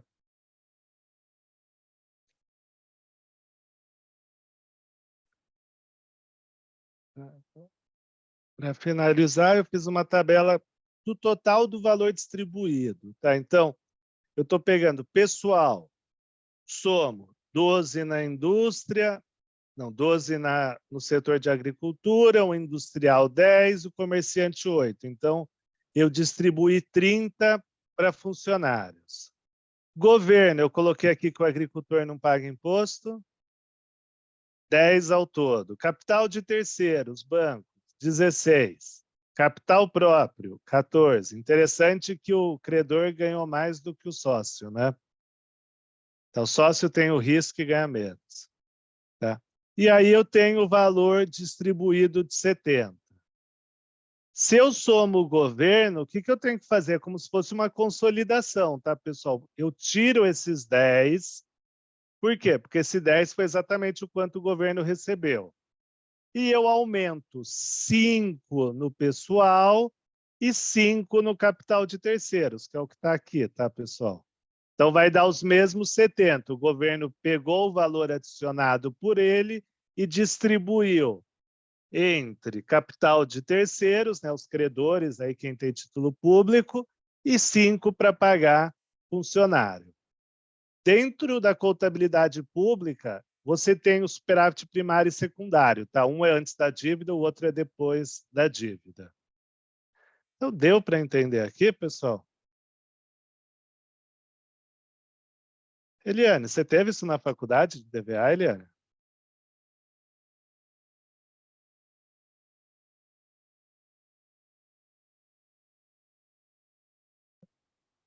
E aí, pessoal, trouxe algumas DVAs práticas, tá? Trouxe 2 setores que eu acho mais emblemático, que é um de energia. Só imagino que você não teve tão rápido, né, Eliane, assim, em 30 minutos.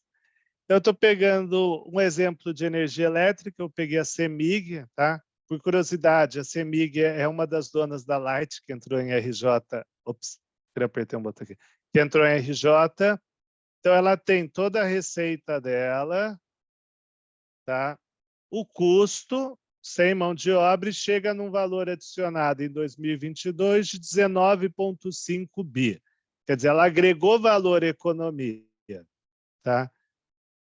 Volto, tiro a depreciação, que fica...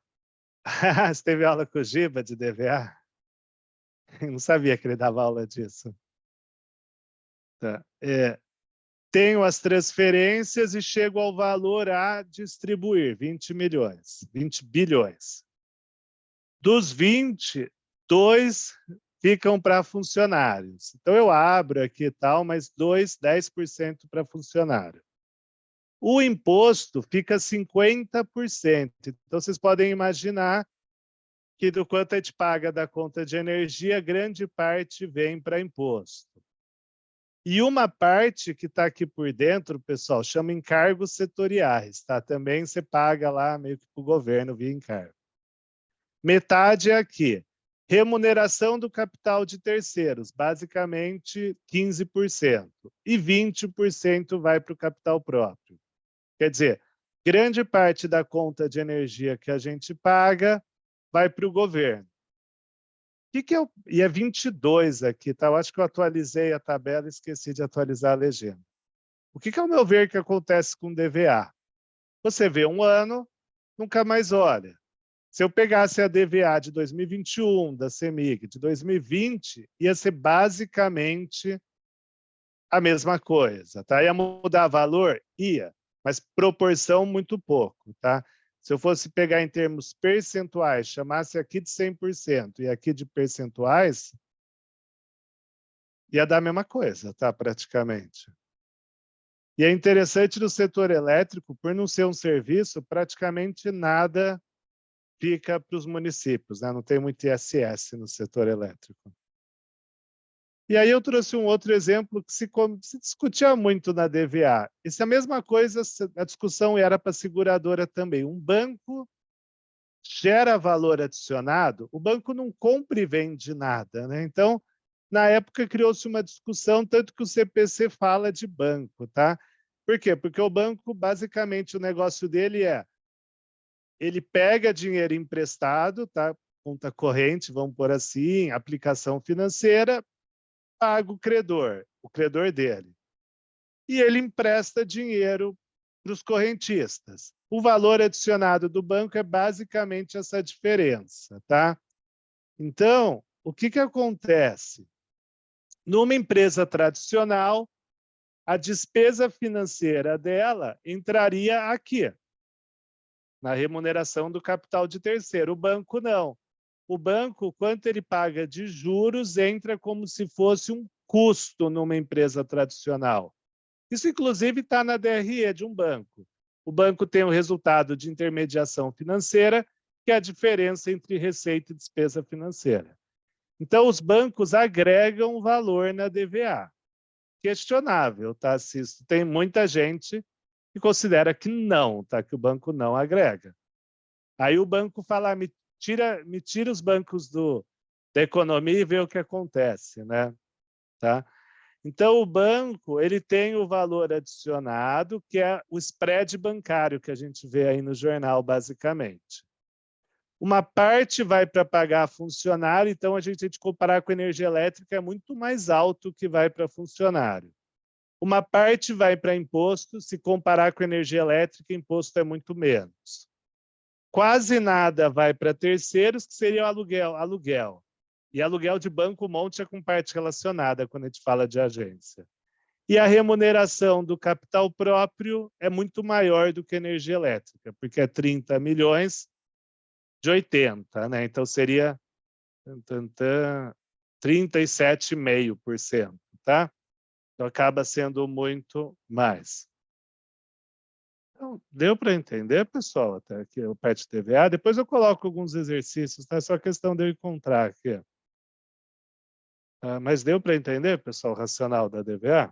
Somente quem nunca tinha visto aí mais a fundo.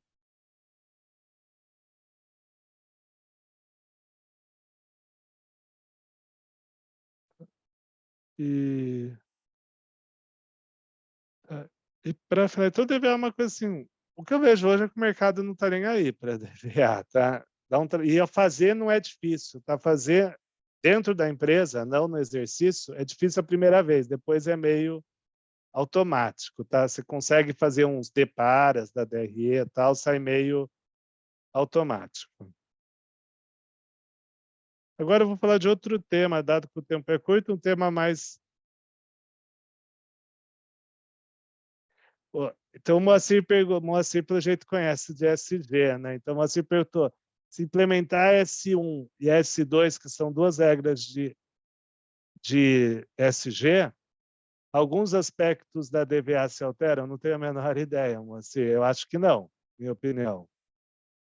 Tá? O que altera, assim, pensando no nível mais macro, é se a empresa não vai acabar tendo alguma contradição, né, entre o relatório SG e a DVA, mas eu não conheço tanto, tá, o S1 e S2. Tem até um amigo meu, lá, professor da USP, que está membro do board lá do CPC de SG, mas eu conheço um pouco para responder.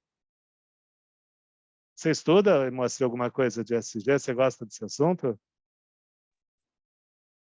Na verdade, Gustavo, eu estou um pouco assustado aí com a importância que os órgãos estão dando, né?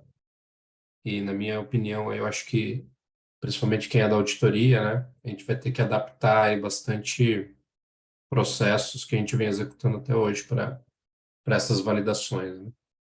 E como Então, ainda não auditar estudo tanto, SG, né? mas... É. E eu penso que a informação de SG vai ter que ser auditada, porque sem auditar o mercado não valoriza nada a informação. Então vai ser um problema que eu sei que vão ter aspectos. E hoje, consultoria, principalmente, é o que mais tem e está virando obrigatório. Se CVM obriga e Banco Central praticamente pegou o mercado inteiro. Eu acho que é um tema que eu queria conhecer mais, mas conheço muito pouco. Mas boa parte do pessoal que eu conheço aí que trabalhava com FRS e consultoria está arrumando o PSG. Eu vejo até as Big Fours, né? Cada vez mais eles investem em consultoria de ESG, né? Implementam e depois auditam, né? Daqui a uns anos, né? Mas eu gostaria de Eu entender acho, mais, eu entendo pouco. Opa, Moacir. não, eu acho que não vai ser mais opcional aí. Eu acho que todo mundo que atua na área de auditoria vai ter que ter as duas competências aí, porque senão, se você não prestar um tipo de validação, você vai ser excluído para prestar outra, né?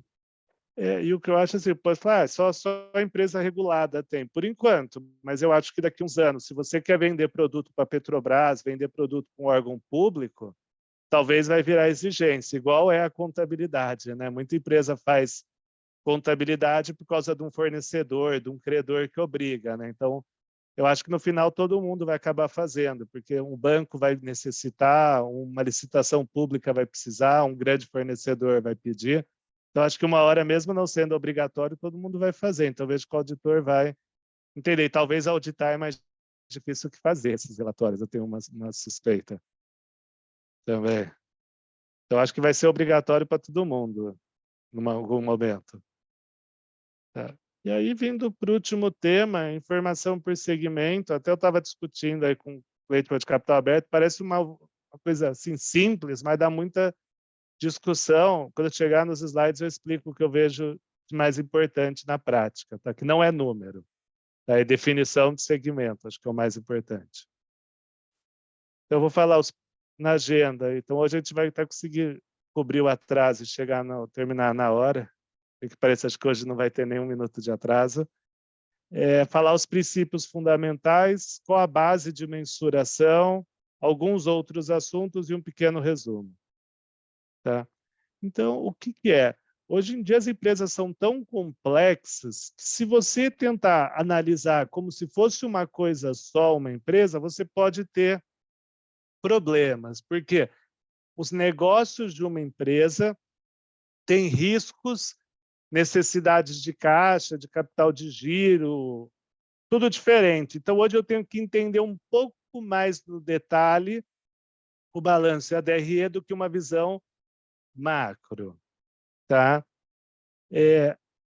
Não está aqui, desculpa, mas essa norma só é obrigatória, acho que tem algum slide para frente, para quem é de capital aberto, tá, pessoal? Mas está algum slide para frente. Outra coisa é, como que eu defino meus segmentos operacionais? Quer dizer, eu vou ter que basicamente mostrar meu lucro por segmentos operacionais. Como é que eu defino isso? Eu vou ter que tentar ver a métrica interna da empresa, como que ela apresenta os segmentos para o principal gestor da operação.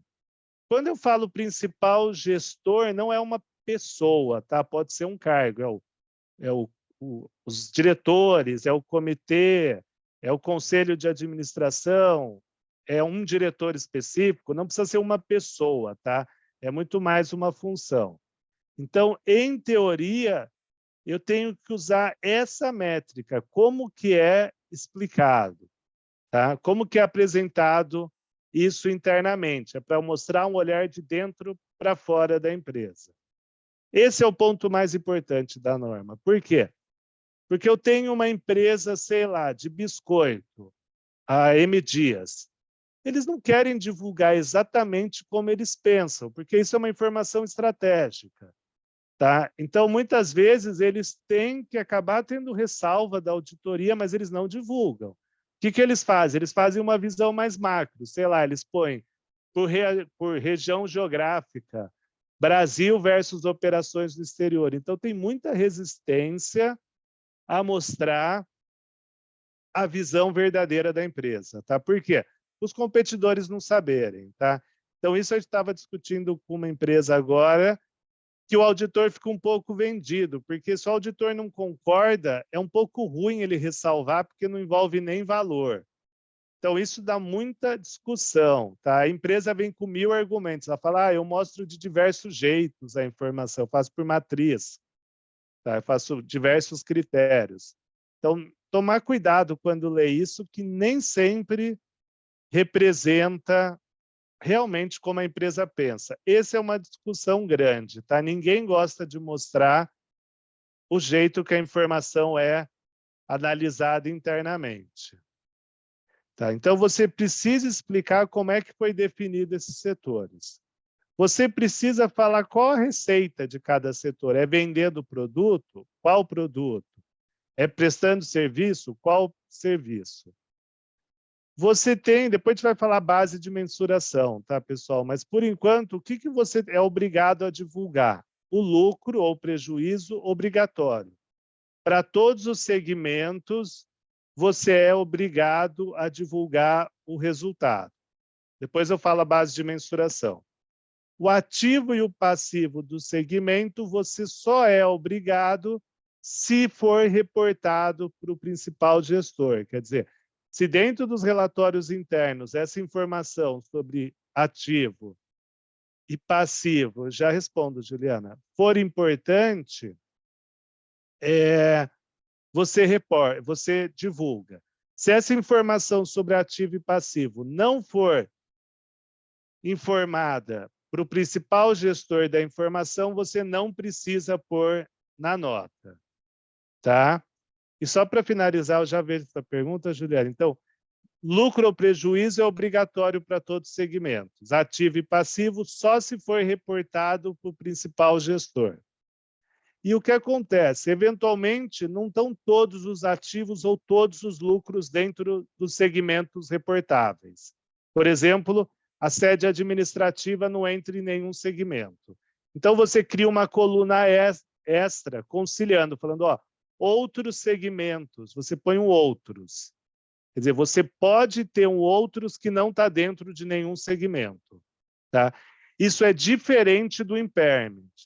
O impairment, eu crio unidades geradoras de caixa e o que seria o outros, eu aloco entre as unidades geradoras de caixa, que é o que a gente chama de ativos corporativos.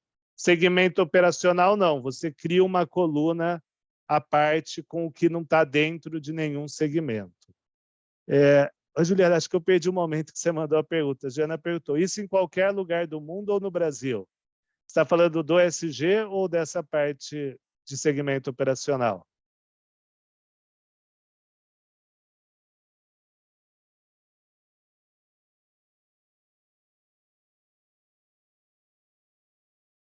Juliana?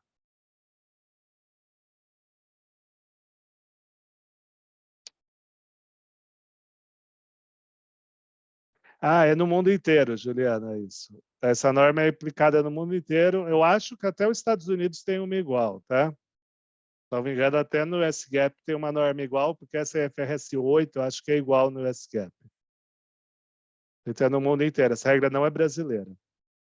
E que eu saiba, não teve tropicalização nessa norma. Então, voltando aqui, uma informação que é importante. Você tem que divulgar a existência de cliente relevante. Você não precisa divulgar quanto você vende para esse cliente relevante. Você não precisa divulgar o nome desse cliente relevante. Você precisa divulgar o quê? Que você tem 1, 2, 3, 4 clientes relevantes e qual dos segmentos operacionais que ele faz parte. Então, você divulga quantos clientes relevantes você tem e que segmento que eles estão. Você não precisa divulgar o percentual da receita que é desse cliente, nem o nome. O que é um cliente relevante? É um cliente que a receita desse cliente, proveniente desse cliente, é mais do que 10% da receita total de todos os segmentos divulgáveis da entidade. Tá? Então, se você tem um cliente que você pegar a receita na DRE, mais de 10% da receita da DRE for de um cliente, você tem que divulgar que existe um cliente cuja receita representa mais de 10% da receita total e qual segmento que ele faz parte. Você não precisa divulgar o quanto, o percentual e muito menos o nome, tá? Só quantos clientes são relevantes e qual segmento. Isso é bom porque mostra a dependência econômica da empresa, tá? E cuidado se esse cliente for parte relacionada. Tá? Aí dá para cruzar com a nota de parte relacionada. Então, deu para entender até aqui, pessoal?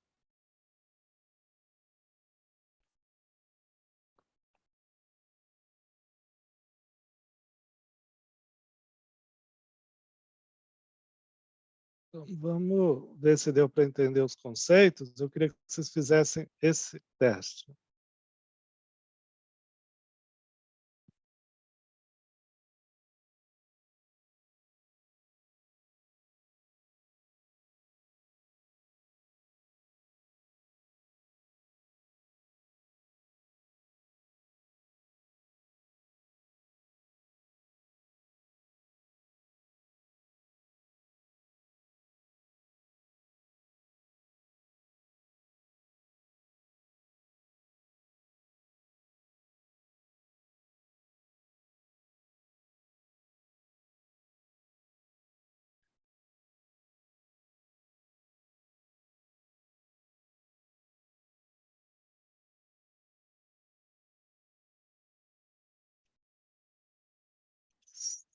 Certo, Eliane, certo, Alexandre.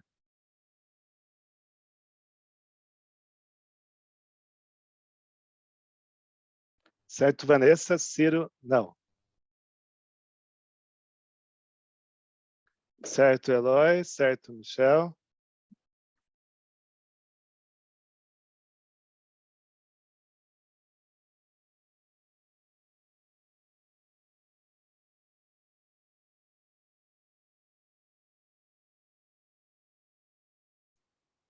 Não, não, Jadir, acho que você errou. Afirmativa 2, sua não está certa, a Tati está certa.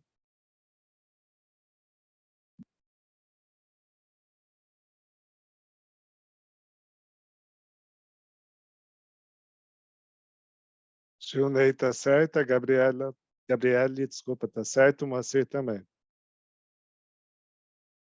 Jadir está certo. Ciro, não. Você errou a A, tá, Ciro?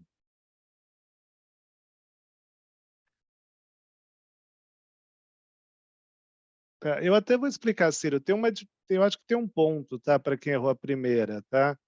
Mas vou mostrar que é a mesma coisa, tá? Até explico.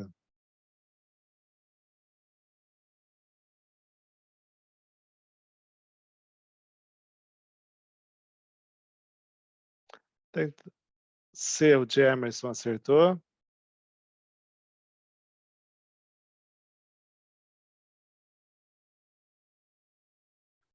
Então, pessoal, é a alternativa C.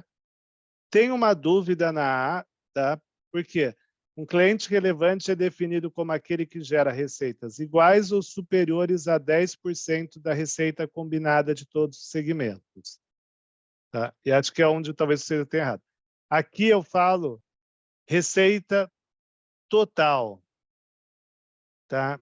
Então, receita é muito difícil. Eu também vi o que você escreveu aqui, Ciro. Você colocar que não está em nenhum segmento. Quer dizer, a empresa tem uma receita que os gestores ignoram. Então, para a receita, a soma da de todos os segmentos é igual ao total.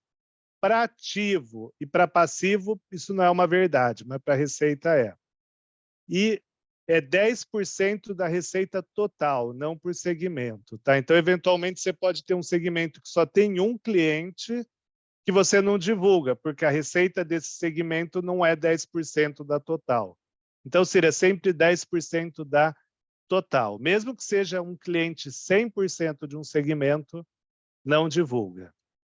Tá? E a identidade nunca divulga. Eu já vi empresa que divulga identidade, tá? Mas é uma informação, em teoria, confidencial. Tá? Então, é 100% da receita total. Por que chama combinada? Tá? Porque a gente vai ver, acho que no próximo slide, você só apresenta no consolidado. Então, tudo que é intercompany não entra nessa conta, tá? Tudo que é intercompany você elimina, tá? Na nota de segmento operacional. Então, é combinada que seria só com clientes externos.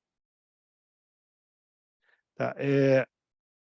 Agora, um ponto importante que, na prática, eu tenho minhas dúvidas o quanto é usado, que é a base de mensuração não é a contábil. Você tem que usar a base que é reportada a informação para o principal gestor. Por exemplo, um caso que eu acho que é um pouco absurdo. O principal gestor ele não se interessa por lucro contábil, ele quer ver lucro fiscal. Tudo bem. Então, na nota de segmento operacional, você faz o lucro como sendo a base fiscal. Talvez isso vai ser um queima-filme, está escrito numa DF, mas pode. Ou eu uso o lucro contábil, mas eu tiro tudo que tem a ver com plano de previdência. Ok, eu posso. Eu não vejo lucro, eu vejo EBITDA. Eu posso, aí eu divulgo o EBITDA. Então, eu tenho que reportar a base principal que é fornecida para o gestor e explicar o motivo. A grande maioria das empresas é ou contábil, ou o contábil é quase todas, eventualmente tem uma ou duas exclusões, e tem empresa que vai até o lucro, tem empresa que para no EBITDA, tá? Então, é o EBITDA ou lucro, e via de regra é o contábil, tá? Um ou outro ajuste excepcional eles tiram, tá? Mas via de regra é o contábil. Uma ou outra diferença, normalmente por itens que não são caixa, tá? Ou que nunca vão ser caixas. E eu já vi EBITDA algumas vezes, tá? Embora toda a literatura de EBITDA fala que não é a melhor métrica interna da empresa, tá? Qualquer literatura de gestão de empresa não gosta de EBITDA como métrica interna, tá? Porque ela não conta CAPEX, ela não conta imposto, tá? Ela sofre efeito de accrual também. Você sempre explica a base de mensuração. Ativo e passivo eu nunca vi não ser contábil, tá? É só resultado que pode não ser contábil na prática. Mas se a empresa não usa a métrica contábil para ativo e passivo, ok. E aí você cria uma coluna com a diferença para bater com o contábil, tá? Então, você tem uma coluna para conciliar os segmentos que faltam e uma coluna para conciliar a diferença de métrica contábil para gerencial. Tá?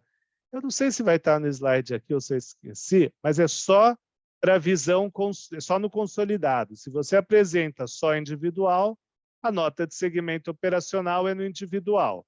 Se você apresenta individual e consolidado, faz só para o consolidado.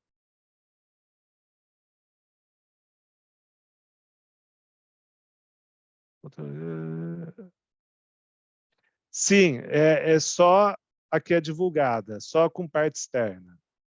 Tá?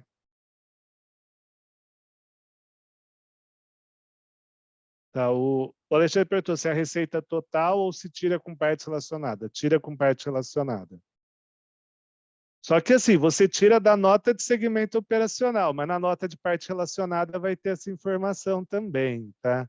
Essa nota de partes relacionadas é uma nota bem fraquinha em muita empresa, tá? As empresas tentam esconder o máximo possível de informação, tá? É uma nota que a CVM pega bastante no pé. Acho que não está nem no curso, mas é uma nota que pega bastante no pé, CVM. Tá? E eu queria que vocês tentassem fazer esse aqui.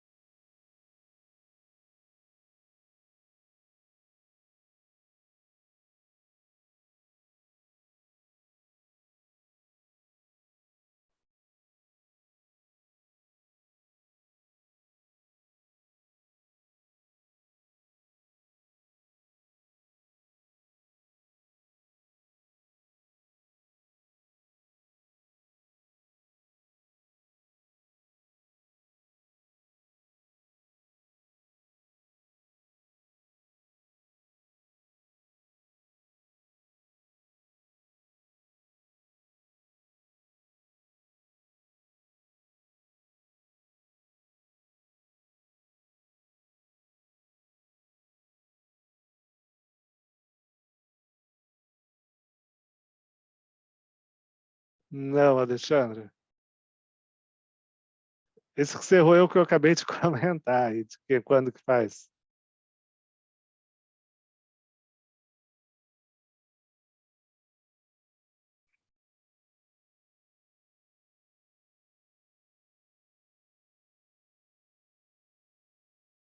Certo, Eloy.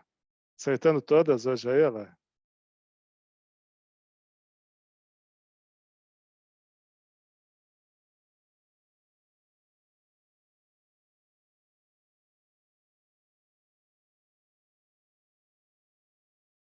É, Michel, não. Gilney, não. Riamar, sim.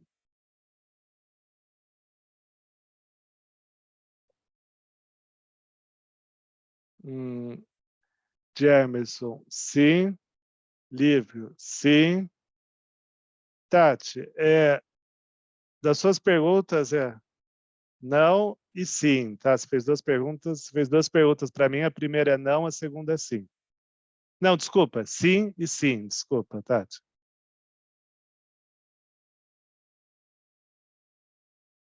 Desculpa, Tati, é sim e sim, tá? Suas respostas. Eliane está certa. Eliane está me acertando tudo hoje. Não, não, na verdade, até, tá, então eu vou explicar um ponto que ela colocou, explicar o porquê que não faz isso, tá? Então, a primeira, se você apresenta consolidado individual, você só apresenta segmento operacional pro consolidado, tá? Então aqui é falsa, porque você só apresenta para o consolidado.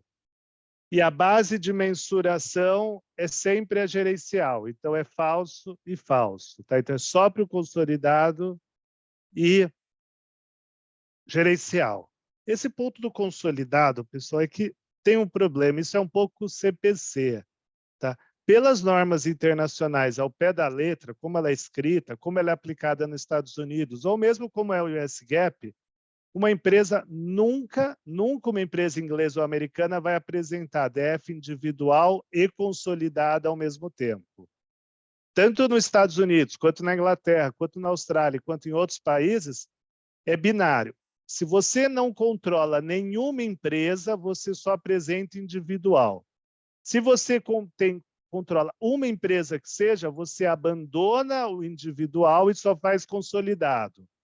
No lugar do individual, você faz uma nota explicativa de demonstrações separadas, que é um CPC.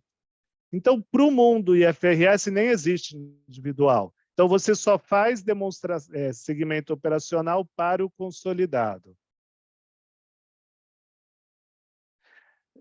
Eu não entendi, Eloy, sua pergunta, desculpa. Se puder fazer por áudio.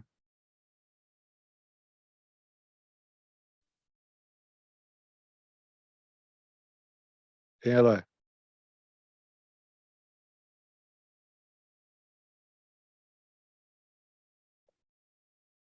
Eloy? Então, acho que não está saindo sua voz, Eloy. Eu vi agora que você está sem o mudo, mas o ponto do Eloy, ele falou assim, vê se sai, Eloy. Acho que não está saindo o seu áudio.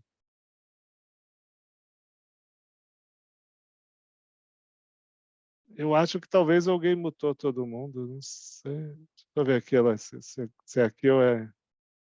Eu não sei, não. Teste. Agora foi. Eu escutei quem falou. Acho que é do Eloy, então. Foi eu. Não, foi eu que falei agora. Moacir. Ah, tá. Então acho que é o Falei com Eloy você. só que está com problema no microfone. Então, Eloy, mas eu acho que eu entendi seu ponto. O Eloy fala assim: como você faz o comparativo entre consolidado e individual na abertura da nota explicativa? Não, você põe nota 20, segmento operacional, faz um quadro e chama de consolidado e nem mostra o do individual. Você já faz só a nota do consolidado com o comparativo só do consolidado, tá, Eloy? Você não precisa ter os dois quadrinhos, só mostra o consolidado e pronto. É assim, é a única nota que eu conheço. Não, lucro por ação também é assim, tá, Eloy? Que tem lucro por ação também, que não está nem no curso, mas também não faz no individual. E para finalizar, tem mais um pouquinho de teoria e um teste. Então, Lívia, é obrigatório. Tá? O livro perguntou assim: a questão da apresentação é uma regra opcional? Apresentar segmento operacional é obrigatório para todo mundo que é uma SA, uma sociedade anônima de capital aberto. Para quem não é sociedade anônima de capital aberto, é opcional. Todavia, se você é uma empresa, sei lá, limitada, e você quiser informar qualquer coisa sobre segmento e nota explicativa, você tem que seguir essa norma. É proibido mostrar segmento operacional no individual. Tá? Agora eu entendi sua pergunta. Você não pode mostrar no individual. Se você for auditor, você tem que mandar tirar. Tá? A norma não deixa, não é uma opção. É uma obrigação só mostrar para o consolidado. Tá? O que eles usam em inglês para isso, eles falam que é uma informação misleading, uma informação que confunde mais do que ajuda a mostrar para o individual e para o consolidado. Porque as coisas não vão fechar. No individual, você não elimina intercompany e tal, então eles mandam não colocar. Outro ponto que dá trabalho, não só nessa norma, como em um monte, eu posso mudar a minha estrutura de segmento operacional? Então, eu tenho um período, eu faço por produto, agora eu quero mudar por área geográfica. Posso? Posso, mas eu só posso mudar os segmentos operacionais se eu comprovar que o jeito que a empresa se administra mudou. Eu não posso mudar por livre, espontânea vontade. Eu tenho que ter uma evidência que o jeito que a empresa, né, que o principal gestor se organiza, mudou. Tá?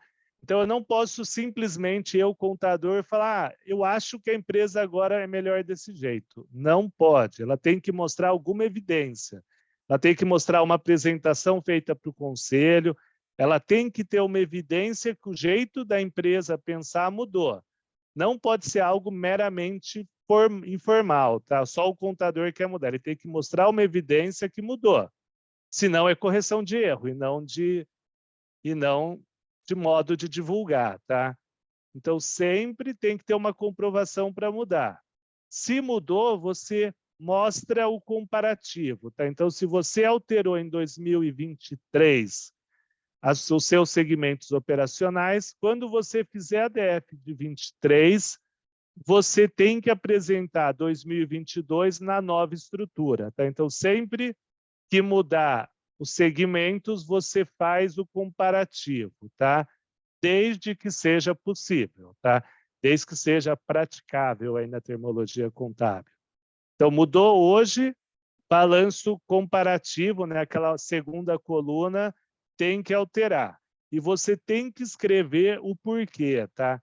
Então, você tem que falar, pô, o modo como a empresa vê mudou, porque a empresa está crescendo, porque isso ganhou relevância, porque aquilo, você tem que explicar, e isso tem que ser uma documentação que a auditoria avalia, tá? Se realmente mudou, ou se for por espontânea vontade da empresa, tá?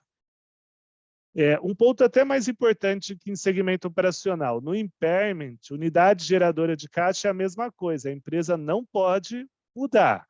Ela só pode mudar se o jeito que ela administra a empresa mudou, tá? Impairment, unidade geradora de caixa, a gente já teve discussão aqui com a auditoria nisso, não é por livre e espontânea vontade. Tem que mudar o jeito que a empresa pensa, senão você está admitindo que o impairment do ano anterior estava errado. Tá?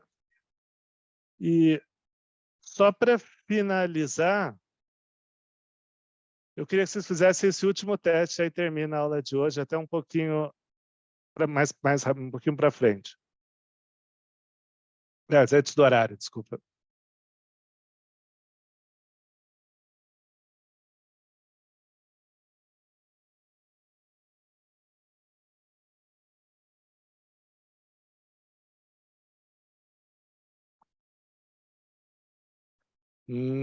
Não, nem o Moacir, nem o livro.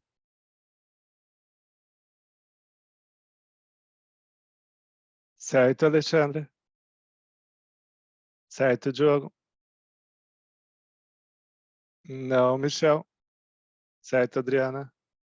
E Eloy, você tinha acertado todas, mas não está certo agora, Eloy.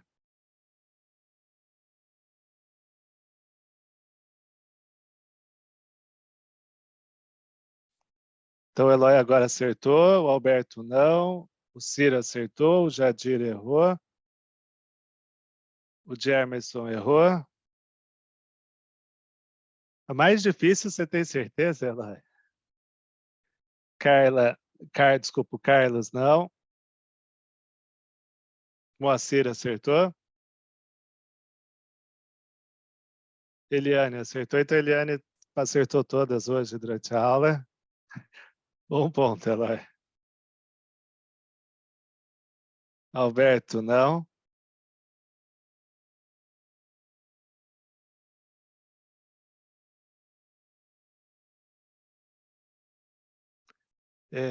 Tati, esse ponto aqui, Tati, não precisa, eu até vou explicar.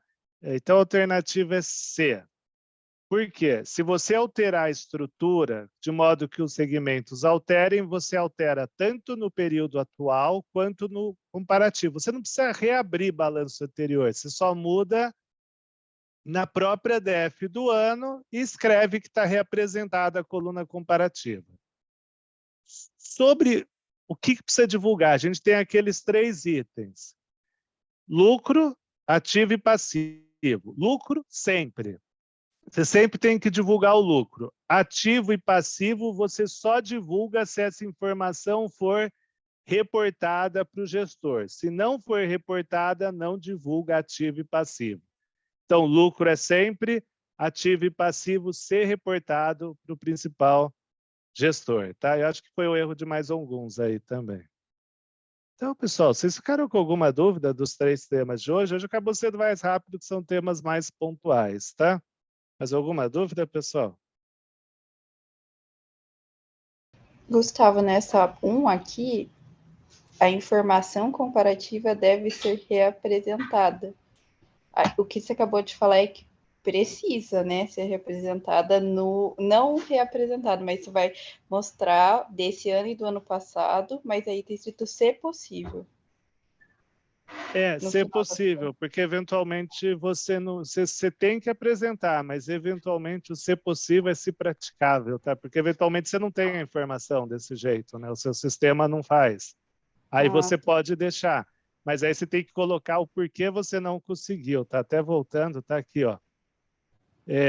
Salvo se informações não estiverem disponíveis ou o custo for excessivo. Tem hora que você não consegue mudar, o seu sistema não tem aquela informação daquele jeito. Entendi. Tipo, quando a gente faz valuation, a empresa fala que não tem, né, tal informação. Uhum.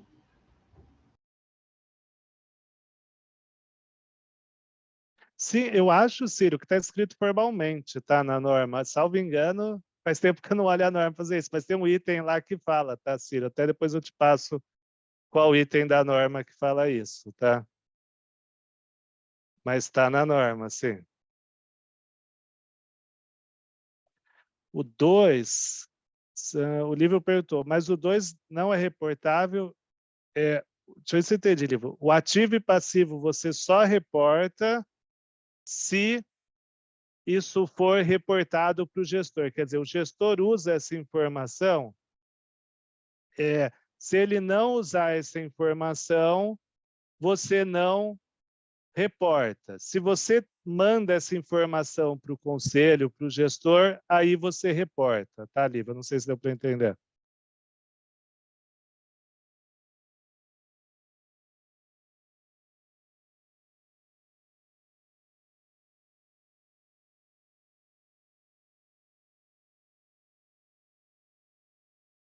Tá, mas está em algum lugar, tá, Ciro? Depois eu te passo aqui quase.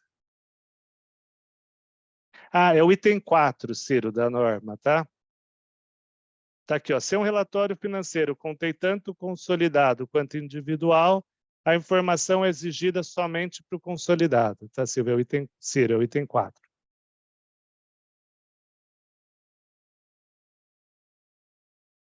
Tá, então, seria isso, pessoal. Mais algum ponto? É só uma coisa da aula que vem, pessoal. Eu coloquei só de estoque. Como eu não tenho certeza se o estoque vai 2 horas, eu vou passar para vocês, possivelmente amanhã, a aula da terça que vem. Daí, eventualmente, a gente começa. Como terça que vem é um tema longo, que é imobilizado e propriedade para investimento, se der tempo, eu já começo na quinta para a aula de terça não ficar tão corrida, tá? Não garanto que vai dar para entrar, mas eu acho que no começo a gente consegue para não ficar tão corrido depois. Só que eu posto até amanhã, mais para o final do dia, tá? Que eu tenho que dar uma revisada na apresentação de mobilizado. Mas seria isso então por hoje, pessoal. Obrigado aí pela participação. Qualquer dúvida pode escrevendo lá no próprio SharePoint ou mandar por e-mail. Tá? Acho que o SharePoint todo mundo vê o que os outros escrevem, tá? Ou deveriam ver. Tá? Não tenho certeza como está configurado, mas eu acho que dá para escrever lá qualquer dúvida, qualquer ponto.